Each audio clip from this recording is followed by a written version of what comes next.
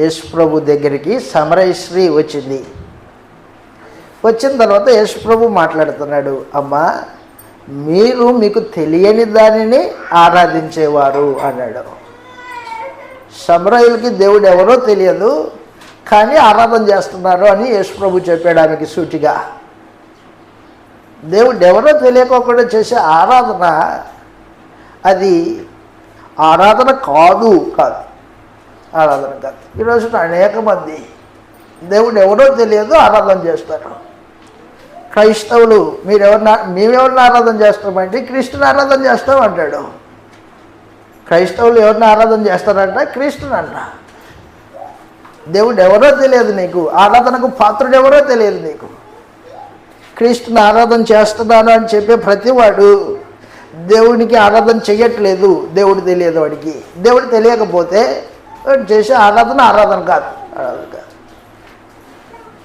క్రీస్తుకి ఆరాధన అనే ప్రతివాడు తెలియని దేవునికి ఆరాధన చేస్తున్నాడు. తెలియదు వాడికి దేవుడు ఎవరో తెలియదు. క్రీస్తు ప్రభుకి దేవుడెవరో ఆయనే అందరికీ దేవుడు. క్రీస్తు ప్రభుకి తండ్రి ఎవరో ఆయనే అందరికీ తండ్రి. క్రీస్తు ప్రభు ఆరాధించే దేవుడే దేవుడు, ఆయన్నే ఆరాధన చేయాలా. క్రీస్తు ప్రభుకి ఆరాధన అనేవాడు దేవుడు ఎవరో తెలియదు. దేవుడు ఎవరో తెలియని వాడు ఆరాధన చేస్తున్నాడు. వ్యర్థ ఆరాధన, అది తెలియని ఆరాధన. చదువు అక్కడ అంటున్నాడు, యోహాను సువార్త 4వ అధ్యాయం. యోహాను సువార్త 4వ అధ్యాయము.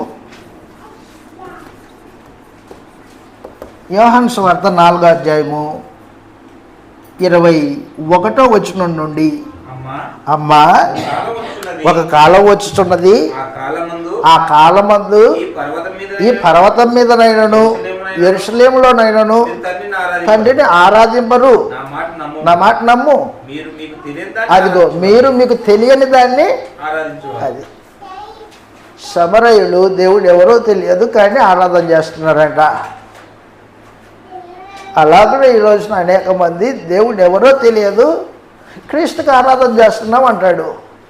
క్రీస్తుకి ఆరాధన చేసే ప్రతివాడు అబద్ధికుడే.